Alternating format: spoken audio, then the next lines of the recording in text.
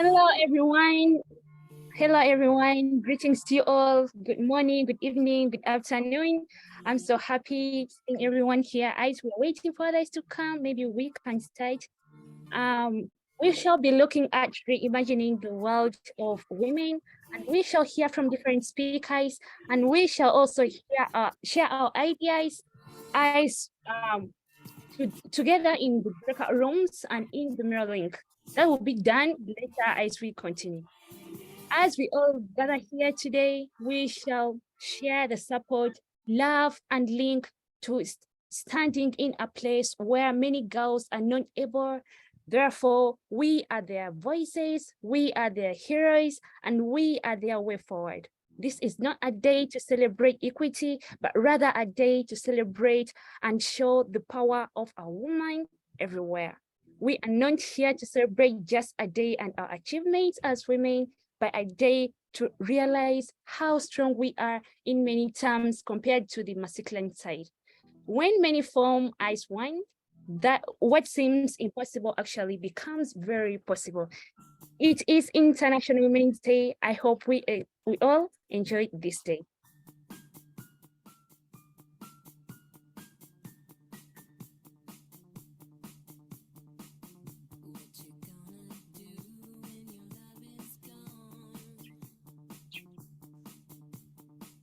I'll turn on to Luna, who will be starting.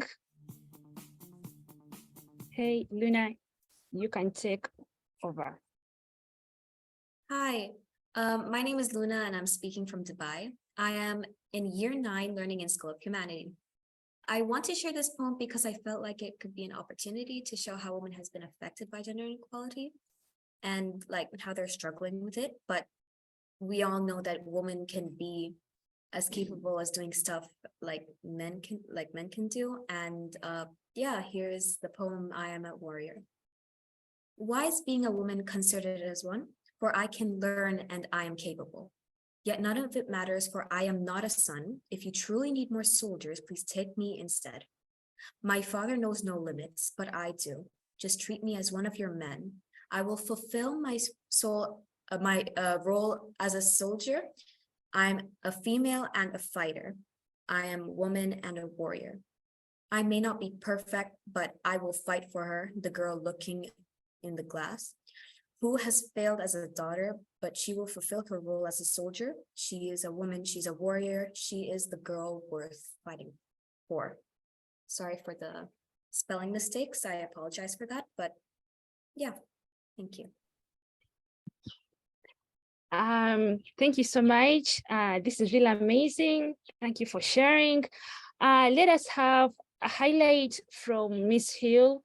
She is not able to be with us today, Miss Lowy, but she sent a video which we are going to be seeing or looking at, and she is going to be taking us through gender equality and what International Women's Day is.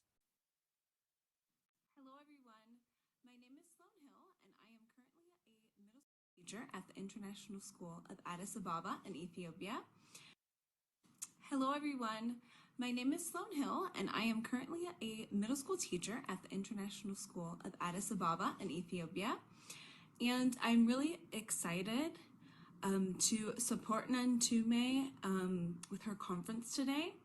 Unfortunately, I'm not able to be there with you live, but I'm really happy to contribute this video.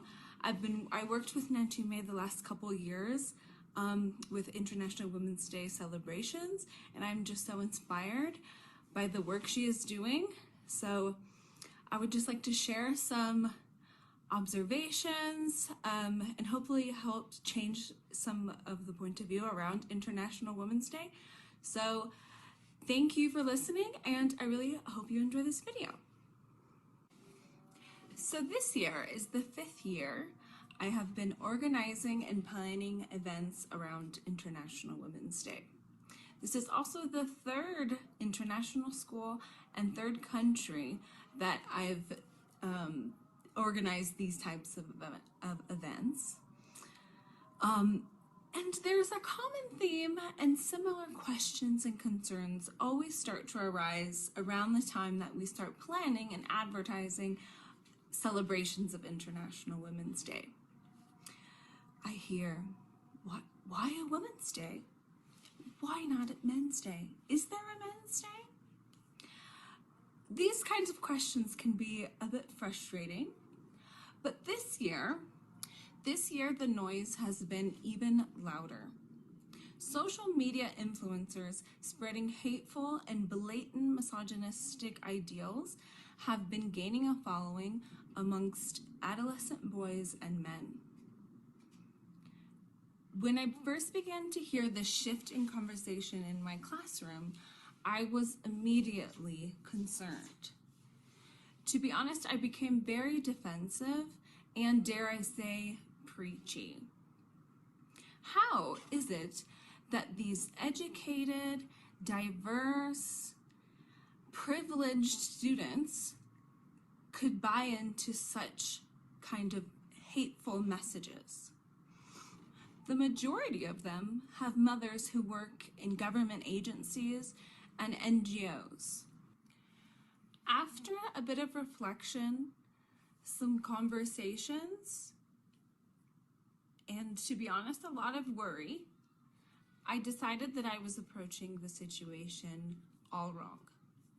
So instead of trying to force my ideas and my beliefs onto my students, I started to listen.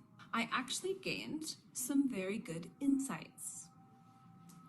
Here are some of the observations that I think can help us understand why it's difficult for some people to see the need for International Women's Day, and how, hopefully, we can approach the situation differently. In a privileged setting like an international school, a lot of times gender inequalities are not so obvious and sometimes tend to go in the opposite direction. It's not news to anyone that boys and girls are stereotyped. Boys are often labeled as rambunctious or high energy, and girls should be sweet and well-behaved.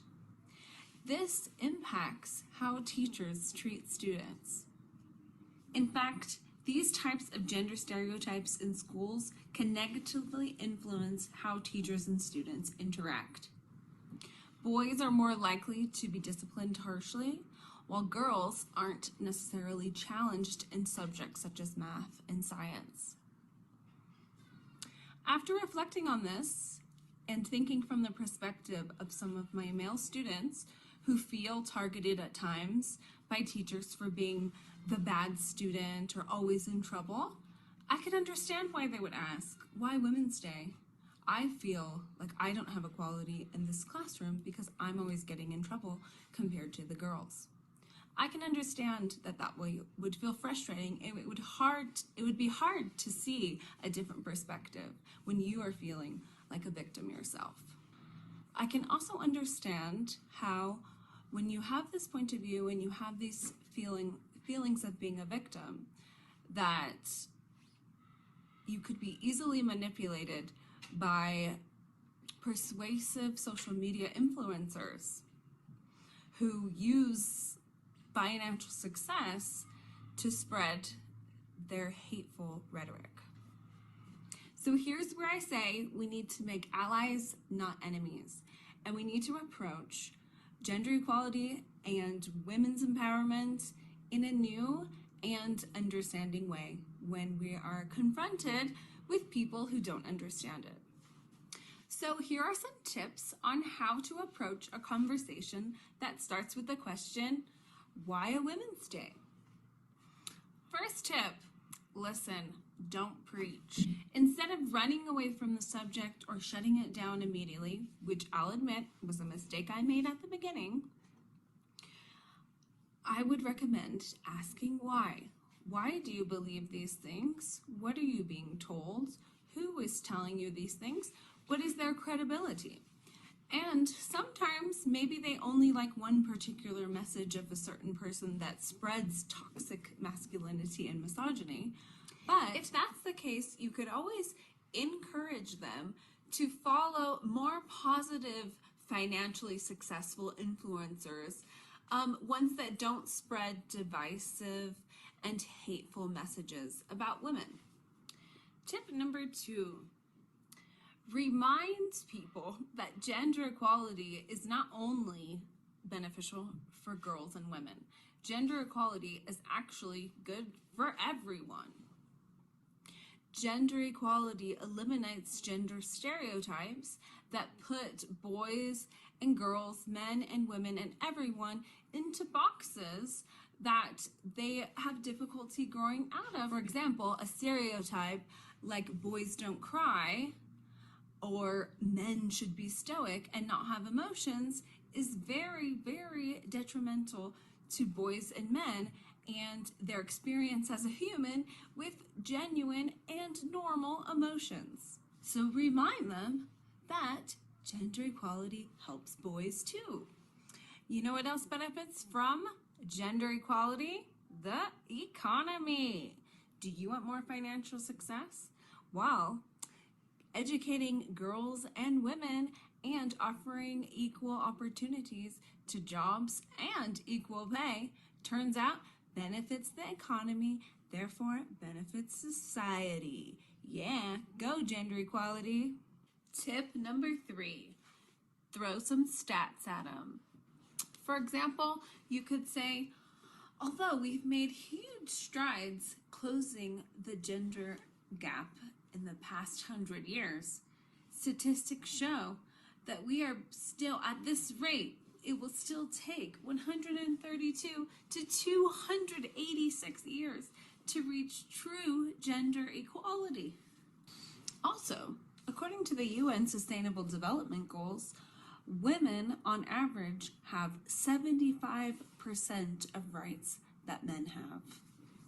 Additionally, 1 in 3 women will face gender-based violence in her lifetime, not to mention the increase in domestic violence cases over the COVID-19 pandemic. So, the better educated and versed you are in gender equality, the more easily you're able to persuade and share your beliefs with others. So my last tip, if all else fails and people are still asking you, well, why International Women's Day? Just remind them that there are many months to celebrate all the diversity that there is in the world.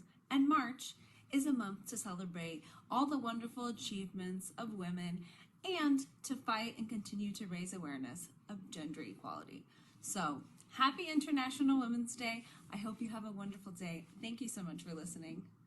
And remember, make allies, not enemies.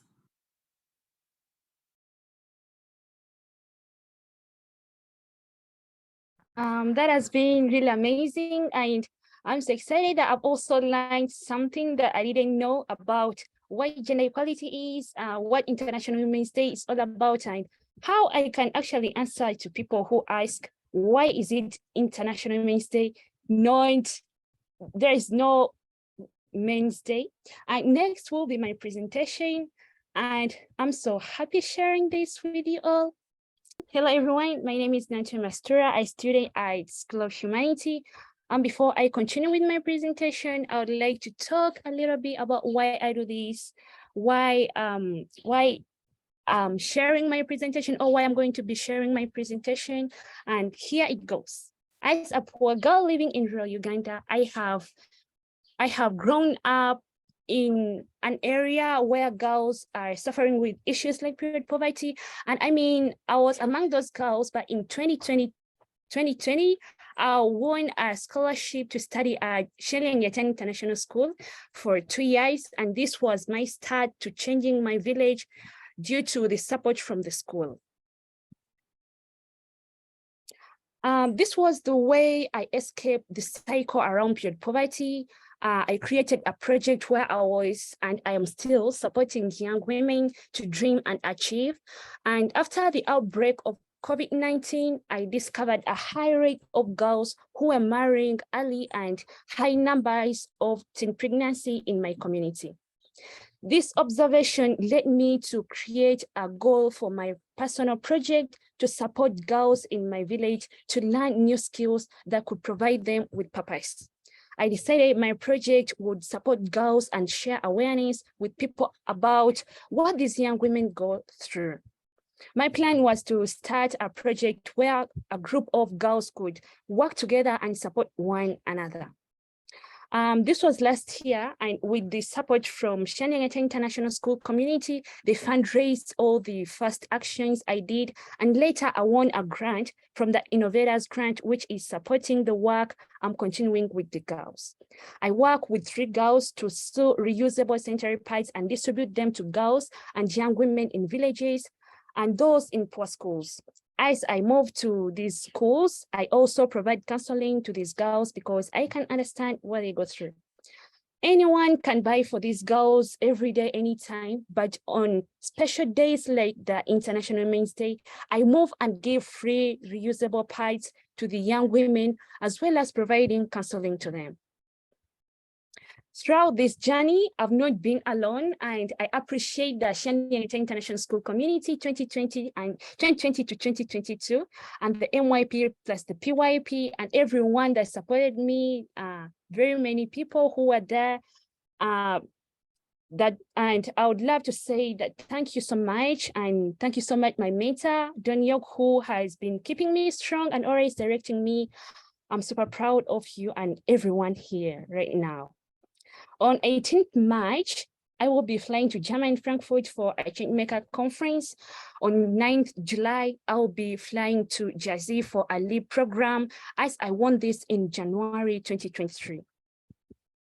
I still cannot believe how a poor girl like me from a village would have these opportunities, and not just this, but today I feel proud, very proud of my school, School of Humanity. Where would I be if it was not the favor by the amazing Principal Araya? In 2022, I was given a scholarship on this amazing school. I'm so proud being around this community, with amazing teachers, amazing classmates, who provide me all the support in what I'm doing. I cannot describe it all, but I'm so appreciative and proud to be a learner at School of Humanity. Every time at my school, we make solutions to our problems, we make problem statements. And this is from what we have learned in that term. So last time I focused on a data privacy problem statement, and this time I'm working on period poverty. I'm working on this again because this time I've learned about activism through film, music, and art. Here we focused on a part I can call my very interest, because I learned about how different people have made change in their countries and the world. So getting to my problem statement, I really had to focus on period poverty and look for another solution to continue on what I've done. And here is the start of my presentation. Would it be great if we eradicate period poverty to eliminate early marriage in pregnancy and school drops among girls living in rural areas? So someone might ask, is that your problem statement? No, it isn't. Here is my problem statement. Period poverty has led to early marriage, teen pregnancy, and school outdrop rates increasing among young women living in rural areas. And someone might also ask, why am I looking at this? What and when? Why period poverty? It is because this is one of the biggest issues girls that is leading girls to not achieving their dreams. And what is about period poverty? This is actually a 100% problem affecting poor young women everywhere in the world. When does period poverty happen? This is an issue that affects poor girls every month, every day in different areas. This takes me to my root cause. Someone might ask, where do I have proof that that happens? Well, period poverty, after there is period poverty, there is lack of menstrual products due to poverty, and that leads to school dropout. And then there is early marriage, lack of education, and teen pregnancy, because in villages or in rural areas, if girls don't go to school, they just go for early marriage and they have to just go on with life. But this also leads to more poverty, and the cycle will go on. And again, they're of course failing to acquire their dreams, whereby this takes me to these slides and the reason as to why I care, this is because while the term period poverty is relatively new in the medical literature, menstrual hygiene management has been discussed for decades in the context of gender wage gap in education for youth living in low and middle income countries. So this has been discussed a lot. There are many solutions that people are looking at, but we need more actions because the cycle is continuing. Well, here is my iceberg model, where the event is period poverty patterns. This has led to early marriage and pregnancy and school out-drop rates increasing among young women living in rural areas. My structure is the girls not being able to provide the menstrual product, and this drives them into teen pregnancy and early marriage as a place of hope. And this, this of course leads to early marriage because, there is shame at school and they cannot stand all this. So that is the mental model. What we cannot see right away when we look at period poverty, and this is the reasons as to why this is still occurring, is because there is lack of support from the government. There is little support and little organizations to support girls. There is inequality, there is gender inequality, and there is discrimination. Well, where are the statistics that make my problem statement right? Well, 500 million, this is the number of those who lack period products. I got this from the World Bank, and it was written on May 12th, 2022. There is 113 million adolescent girls at risk of dropping out of school due to the start of their first period. And this is from the World Bank blog page on June 27th, 2016. Again, 12 million worldwide, about 21% of girls are married in childhood. That's 12 million girls under 18 every year, or even 22 girls every minute. And this is from the World Vision on December 2022. Well, these statistics they are up to date because, if this is still happening and they're showing 2022, this is the very year we've been in. So we are lacking actions on this. Well, someone will say there are already actions, but what do we think and what is real? There are organizations like the UN. There are many words, books, and articles which seem to be enough to end period poverty, but there is the loud silence that we cannot see. There are little actions. Why countries are still going through issues like period poverty? That is something we need to ask. Well, here is my solution. What girls use when they're in their menstruation, in those who are living in rural areas, well, they use newspapers, baby diapers, to only those who are even able to access them. They use toilet papers, tearing small clothes, which are not healthy. And well, the challenges are they do not give the same support as pads, so the girls will have to miss classes. And there is unaware about which products are good for them and being shamed and bullied at school by their fellows. So again, they are not comfortable with which products they are using, but it's the only solution they have. What can help? How can we help? Well, we can raise awareness on what these young ladies go through. And, we have the awareness. So how about we have faithful support in all countries? Where you are is where you can start and make change to the lives of the poor girls. Give what you have to those girls in order to help them overcome period poverty. Well, here is my solution. How about we support through the campaign? The more we raise awareness on period poverty, the more we support the voiceless, but the more we act, the more we break the silence. Here are the solution, the SDGs that we are looking at, that I'm looking at. Well, there is SDG 3, which is about ensuring good health at any stage of life. Preventing the cycle around period poverty clears 80% of this SDG to the lives of poor young women. And number 4 is quality education, because this SDG ensures inclusive and equitable quality education and promote lifelong learning opportunities for all. Handling period poverty makes it better for girls to keep in schools as they are comfortable and ready to learn.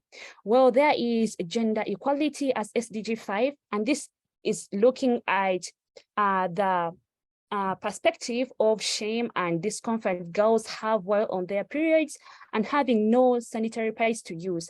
This does not show equity. For girls who face period poverty have many chances to drop out than boys do. And this is the same as the issue on SDG 6, which is reduced inequalities. Well, here when we look at reducing teen pregnancy, reducing early marriage, and reducing illiteracy, sorry, I don't know how to say that. If we look at that equally, we are solving these SDGs. And yeah, thank you so much, everyone.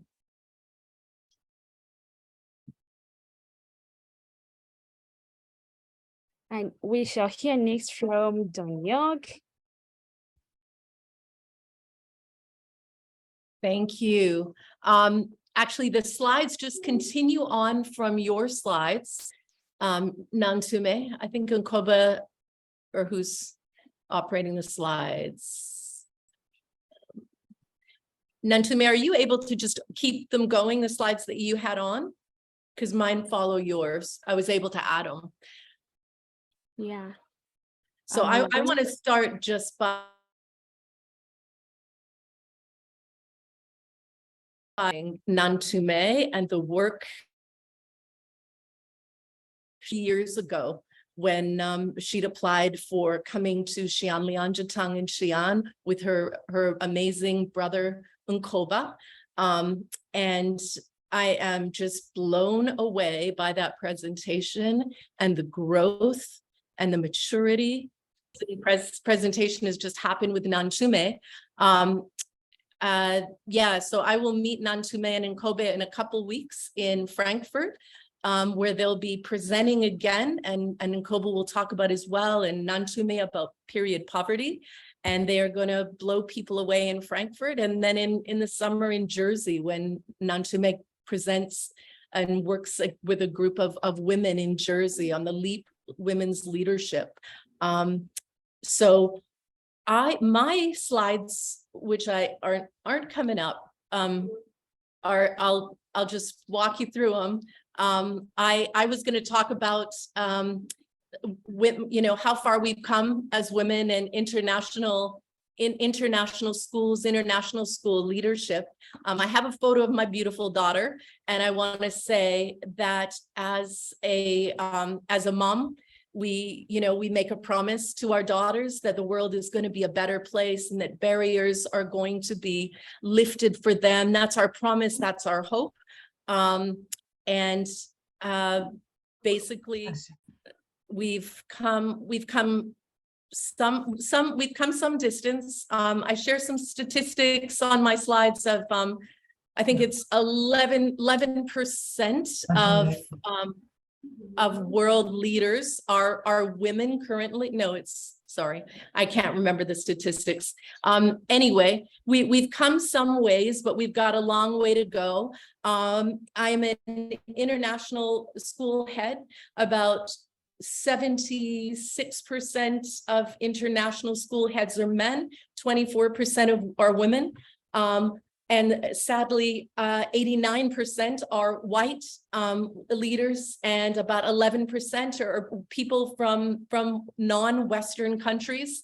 So if you look at those statistics, we've still got a lot in the international education sector. We have a lot of white men leading schools, and we have a long way to go. And so my promise to my daughter, my promise to the students that I've taught, to Nantume, I want to say that we need to continue lifting women up, supporting women of all races. It is still very much a world that is led by white men. And I think we all have a long way to go, But when I watched that presentation by Nantume today, I know that the future is we're in really good hands, because when I see where Nantume has started and where she is now, and her message and the work she's done with the young women in her village, it's just absolutely incredible.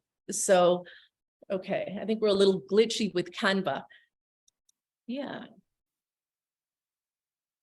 There's my, okay, so that's me, Dawn York, and this is us last weekend talking. Again, that's Nkoba, who's there in the background, the amazing brother to the amazing sister Nantume. Next slide.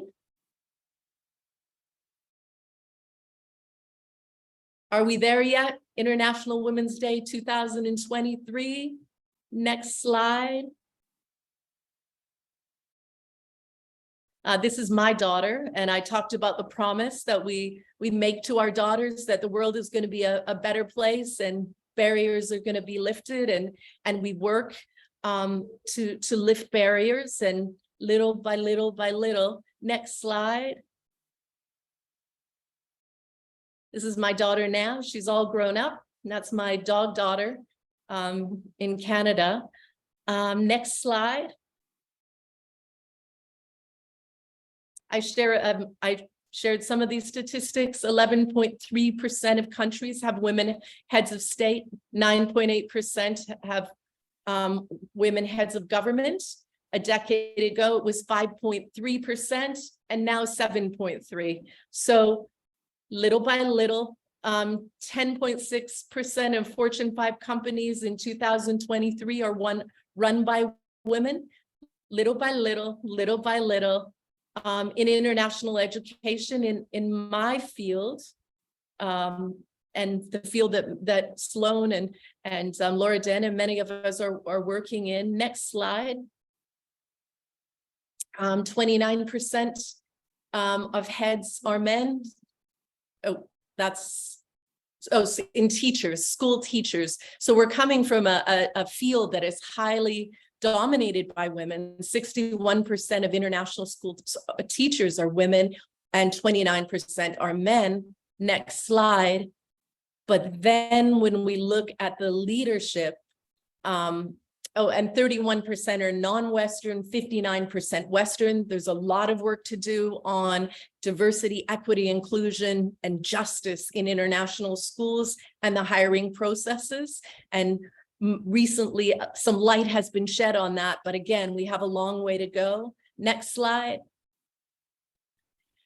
International school heads, 25% are women and 75% are men. Apologies for the slide. 25% are women and 75% are men currently in 2023. Next slide. And 89% are Western, predominantly white and male, and 11% are non-Western. Next slide. And when I say Western, coming from Western countries, America, US, Australia, Canada, UK. So are we there yet? Where I started these slides on International Women's Day 2023, are we there yet? No, we have a long, long way to go. Next slide. And the way to get there is by lifting one another up, by celebrating women, celebrating their accomplishments, by, like Nantume did today, by sharing your voice, by shouting it from the mountaintops, by supporting one another, raising one another up, and being vocal, being as Nantume said, be loud, have a voice for the voiceless, and yeah. So happy International Women's Day, and keep doing the good work. We'll get there. We'll get there. Nantume's generation will get there. Thank you. Thank you so much, Dawn, for sharing. And we shall be hearing from Miss Loredana. Thank you so much. My pleasure. Hello, Miss Loredana, your voice is. Okay, can you hear me now? Yeah. You need the Yeah, slides. well, they want, yeah, get back to the slides from Dawn's last slide and that'll be great. So they have me as a guest, but they didn't want to hear me. So they mute me until now. So I was saying that I never met Nantume and Nkoba in person, but I was introduced to them by Dawn a year and a half ago. And since then we've been friends, and you know, I'm a teacher and they're young kids, but we've been talking about their projects, and I've actually introduced them to my classes, and they were able to show their projects and talk about the importance of what they're doing in their community and what they're doing as a change makers. So it's been a pleasure and an honor to you know, to know them. And I have known them, actually still know them, and I hope to see them both in Frankfurt. I made a promise. I hope to keep the promise and to see them both, and Dawn too, in Frankfurt in March, if I'm not mistaken. And so my part of the presentation talks more about what we can do to increase the number of women in STEM and in this technological world, where they can make a change, because women are definitely more practical than men, that's for sure. And we can get to solutions faster. It might be because we, the way we have been raised and the way we handle problems, we are less theoretical. Maybe we're theoretical too, but also very practical. We want to get to the point, we want to solve problems, and we are hands-on. And that's the important thing about women. I think that we handle problems in a different way. And I think more successful, but don't tell that to men because they'd say that's not true. So there should be animation, but it doesn't matter. So the implication that I want to share with you, and for social and economic inequalities, and the causes and the effects, basically, and they're shown here, and I'm not going to read them to you because you can see them by yourselves. But definitely, women have less access to technology, and that causes a limited ability to access educational and employment opportunities. So in countries like Nigeria and maybe Uganda and Ethiopia and basically Africa and countries that are developing right now, the focus is more on men than women, because women are relegated to their job of raising children. That's the point. And they have less opportunity to enter an educational and an employment world of what technology is, and engineering and computer and science is basically you know, the strongest jobs that they can get. This leads to a lower education attainment for women because they have less access to education, and that will limit it. The consequences are like it's a chain. There's no way to break the chain unless we do something, and they are limited to stay up to date on current events and access resources that we basically in our, like Dawn and Maria over there that I see. Hi, Maria. We have access to all the critical resources here, but the rest of these women that don't live on this side of the world, or have limited access because of the government, then they are losing so much, and we, the world, are losing so much because we don't have them with us. The limited access of internet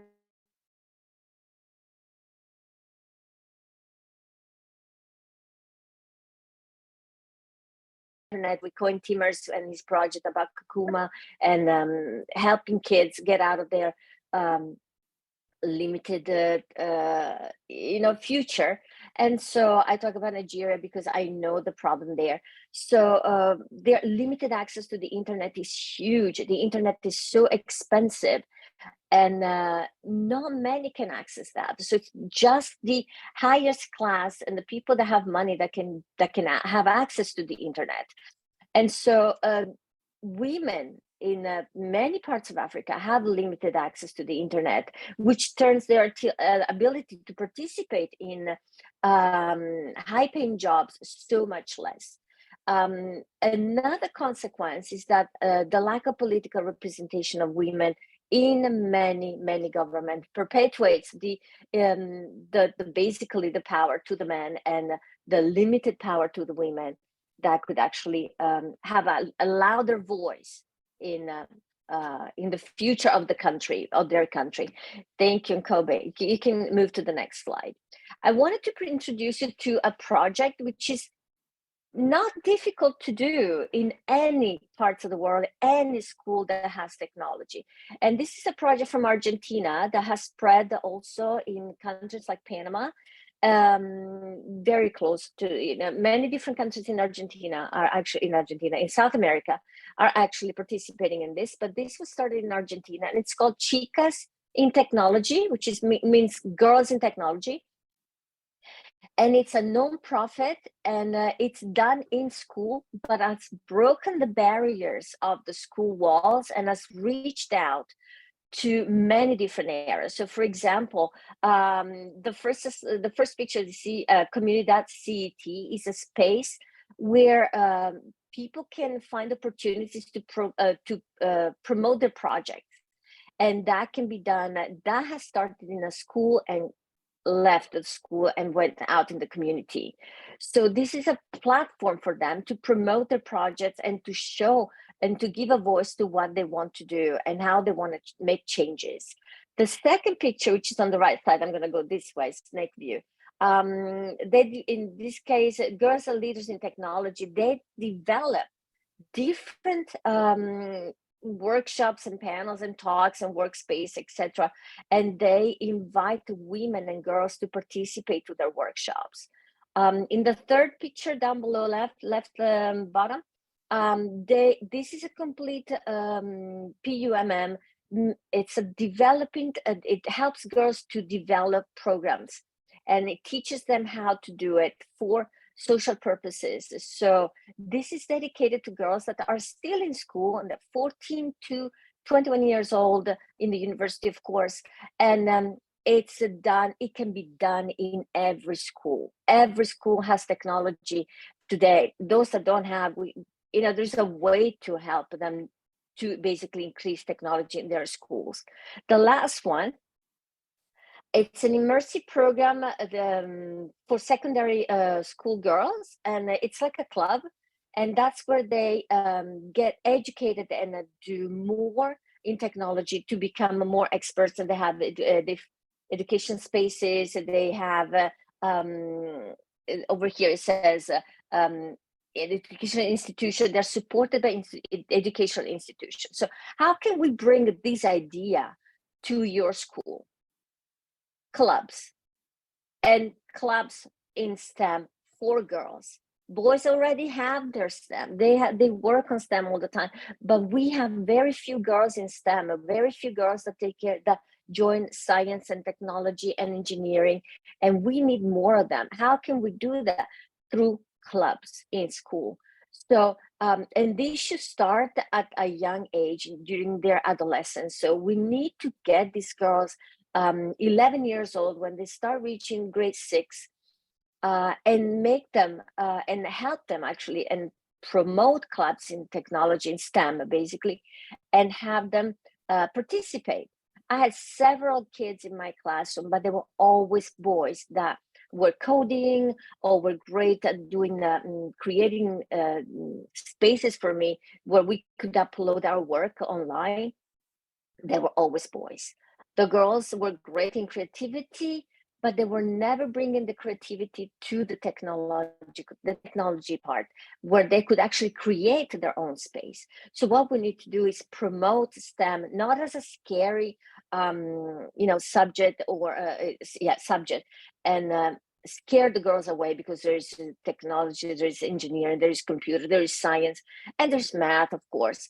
And they are scared of these subjects because they feel that they're not good at them. Boys are better than them, which is not true.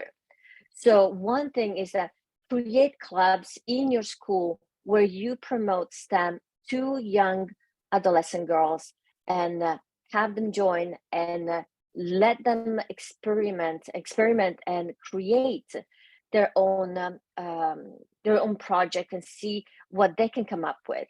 Another way is to contact other schools. If your school doesn't have strong technology, a technology department, then ask, lean on another school, ask for support where those girls can actually go and be taught in another school as an after school program. So the connection with different schools that have more access to technology, make that connection to those schools and exploit the potential that can happen when 2 schools join, 3 schools join, and where the girls can actually work together. Another way, and this is my last one, definitely join or reach out for NGOs that can help. That's a very difficult one in countries that are developing and that might not have NGOs that support them. So that might be a more difficult one, but there's still an option. So for now, if I could recommend to all of you, to all the school, that you teachers, I'm just kind of exiled myself from the academic world. So I'm not working in schools, but I'm willing to help, is to reach out to other schools that have a bigger department in technology that can help girls, that can help with clubs and create a space for those girls and those schools that might not have the big department. So that might help increase the number of girls in this world and bridge that gap in technology and increase their possibilities to stand out instead of just blending in, which is so boring. Thank you. Wow, that has been great. Thank you so much, Ms. Loredana, for sharing. And for sure, I believe we are the people who are going to stand up for that. You know, we have to stand as women to change the world. Yeah, the future is female. Yeah, of course. I don't take that, by the way. Okay, thank you again. Thank you, everyone, for being here. Thank you, the amazing speakers. Thank you, everyone who has attended. And if anyone has any questions, you can drop them there. And it was a pleasure to have you with us. So this concludes the webinar, and thank you all for attending. Yeah. You can follow the link that is in the chat. Thank you, Nantume. Thank you, Nkoba. Thank you, Nantume. Thank you. Thank you, Nkoba. Thank you, everyone. Fabulous job. Thanks, everyone. Bye-bye. Good job. Bye-bye. Bye-bye.